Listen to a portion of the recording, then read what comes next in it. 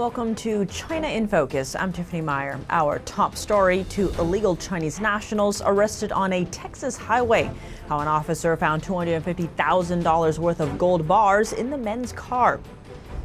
New details have surfaced amid an investigation involving China's largest glass maker. This comes after U.S. authorities raided its facility in Ohio, along with dozens of houses. Taiwan calling upon French authorities to investigate an incident at the Paris Olympics. A supporter had her sign with "Let's Go Taiwan" ripped from her hands. And facing a more and more aggressive Chinese Coast Guard, Vietnam and the Philippines are holding their first joint Coast Guard drills. It is possible to come up with a template where we can build a stronger relationship, and maybe we could apply it as well with other countries who have the same claims as ours.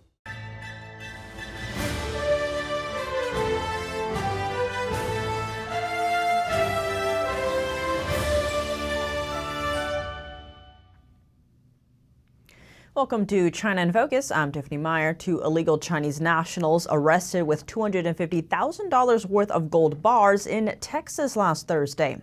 They have been charged with money laundering. The two were stopped on a highway in Texas over traffic violations. The driver is Wei Jian Chen and the passenger Wen Tianling. Police sergeant sent a dog to sniff the car after questioning them, and the K9 gave an alert. The officer went on to search the vehicle and found a bag of gold bars worth around $250,000. They are now held in the Van Zandt County Jail in Texas. Chen allegedly told the jail that he was tasked with transporting the gold bar to Dallas, though he didn't offer up details. An affidavit said before the arrest, both men were stopped by an officer in Georgia, who later determined the men had been traveling to a Georgia city known for cartel activity. Immigration records show both men entered the U.S. illegally through California last December. They were given a notice to appear for processing and then were released. This comes as record numbers of illegal Chinese immigrants continue pouring through the southern border. Over 30,000 have crossed into the U.S. in fiscal year 2024, greatly surpassing the total from the year before. In April, an illegal Chinese immigrant was arrested after entering a U.S. military base in El Centro, California. Officials said he drove onto the military base without an ID and ignored orders to leave. The man has been taken into custody, and an investigation is underway. New details have surfaced amid an investigation involving China's largest glass maker. Fuyao Glass America made headlines last month after authorities raided its Ohio facility, along with dozens of homes in the Moraine area. Neighbors of those homes said they noticed something was wrong before the investigation. Local news reported one resident saw more than a dozen workers packed in a small space without basic amenities. Others saw workers getting picked up in a van and going in and out of the houses. Fuyao is the second biggest glass manufacturer in the world. Since its opening in 2015, the company's Ohio plant has been producing glass used in cars.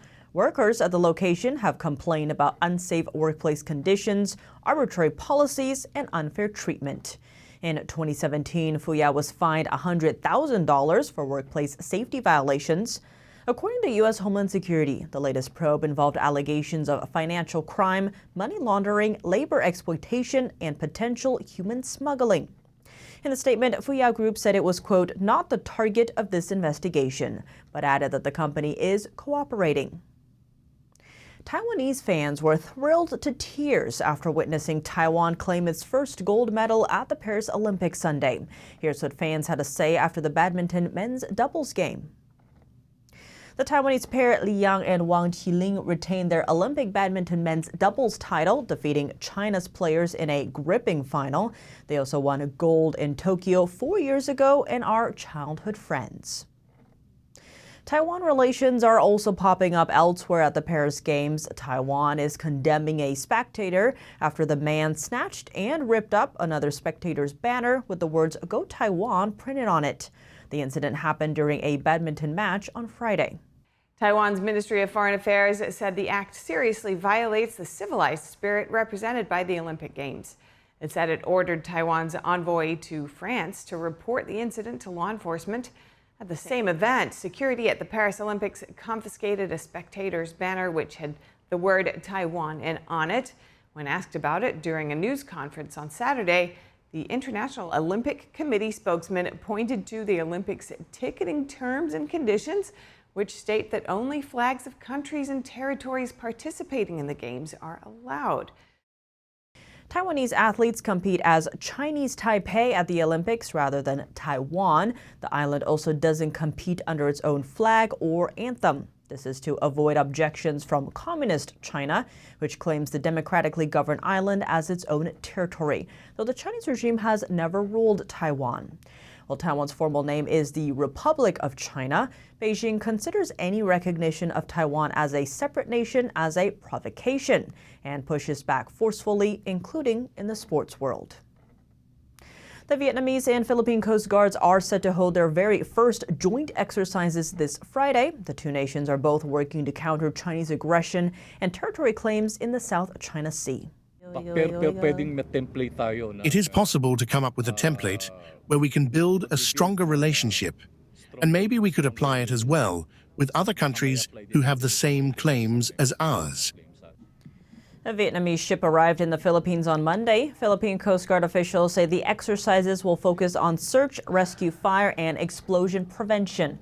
It's worth noting that the Philippines is a U.S. ally, and today's Vietnam is a one-party communist country.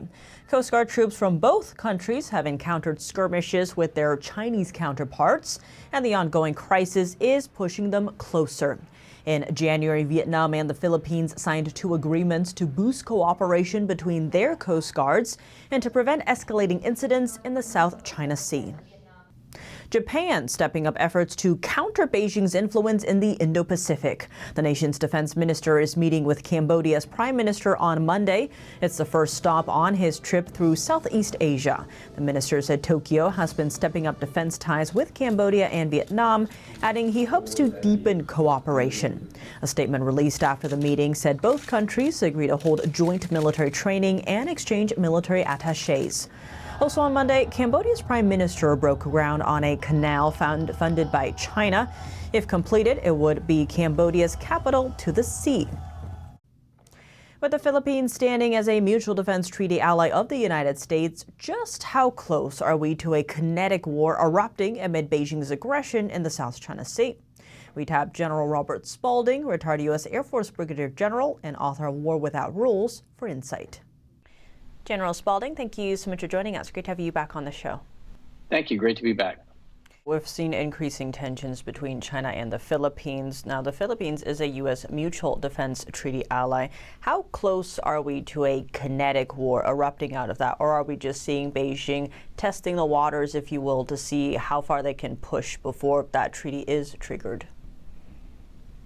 Well, technically, we're there, except we're choosing to basically look the other way, and I think the answer is because we don't want to provoke Beijing, when in reality what they're doing is they're seeing how far we can provoke us, how far they can provoke us before there's a response issued. Ultimately, we have to make a decision. Either we're going to take a stand against Chinese aggression or we're not. If we're not, then that's going to be very apparent to all of our allies and partners in the region. And so, I think it doesn't show very well, at least this administration, in a good light when we allow everything that the Chinese are doing in terms of bullying and intimidating the Philippines. Now, what would it take to trigger that treaty? Because we do have the U.S. has bases and troops already stationed in the Philippines. What would it take to trigger this? Well, technically, the Philippines would have to ask for our support and basically invoke the treaty. Technically, they could have already done so, and probably they're also being advised by the administration not to do so. Now, we have seen former President Trump say if he's elected president, he would end the Russia-Ukraine war within 24 hours. How do you see that fitting into these overtures, if you will, that we're seeing in the Indo-Pacific right now? Well, it would take a lot of the pressure off our military and our overall federal bureaucracy to kind of focus on China. And I think it's something I've said from the very beginning we should be angling towards, and that is a ceasefire or armistice for the Russia-Ukraine war. Not to say that there's going to be a peace anytime soon, but there's not a peace in Korea. But there is a ceasefire, there is a stabilized environment, and we're not actively fighting. And I think that's, at least kinetically, certainly all of the digital, proxy wars are ongoing, and there's a lot of things going on between North and South Korea. But ultimately, the idea is let's get the fighting to stop. Let's stop sending tens or hundreds of billions of dollars to Russia, Ukraine. Let's actually focus on China and start restricting their ability to support all these things. But I think Russia, Ukraine is an incredibly important step in really, reducing the distraction. And then, quite frankly, China's supporting the Russians to increase that distraction as part of their strategy. On that note, we are seeing these tensions and wars around the world, given that many are noting nobody really wants a shooting war. In your view, what's the best way to ensure that the U.S. doesn't end up in a shooting war with China?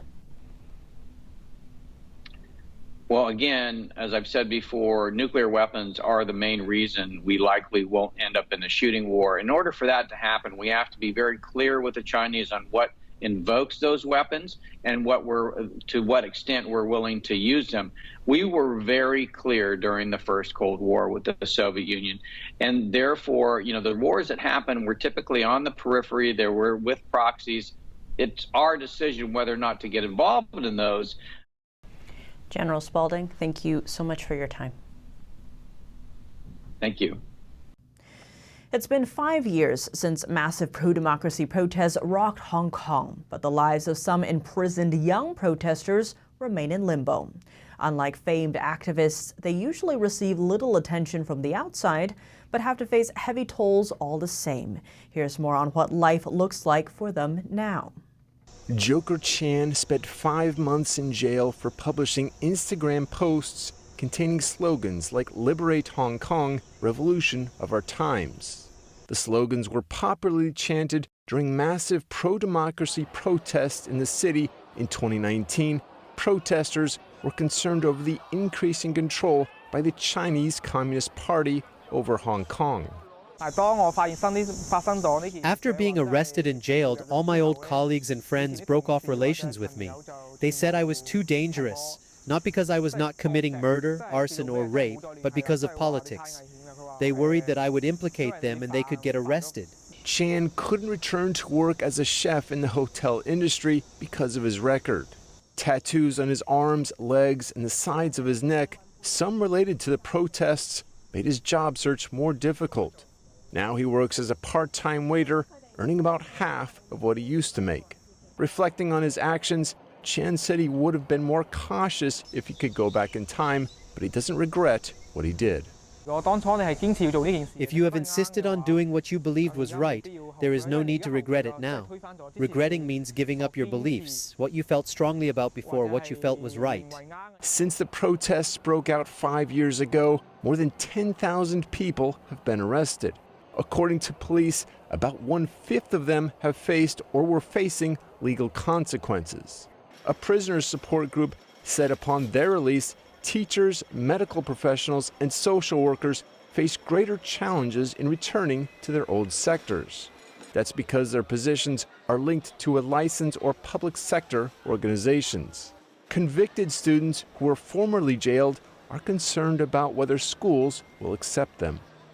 That's all for today's China in Focus on YouTube. We're now sharing a shortened version of our program here after being demonetized for 3 years. If you'd like to support us, consider donating. Find us at donorbox.org/China-in-focus or subscribe to our partner platform Epic TV, where you can watch our full episodes. Just click the link down below. Here's what to look out for in our second half.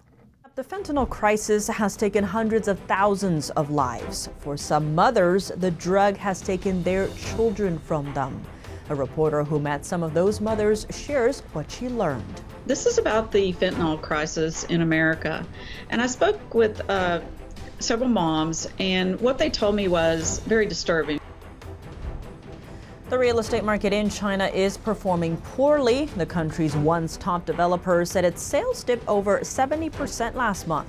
We summarize what's happening with the nation's struggling housing market. And a major defense pact in the making. Germany and the Philippines join forces to counter rising security threats in the South China Sea. More on that after the break here on China in Focus. Thanks for watching China in Focus. I'm Tiffany Meyer. See you tomorrow.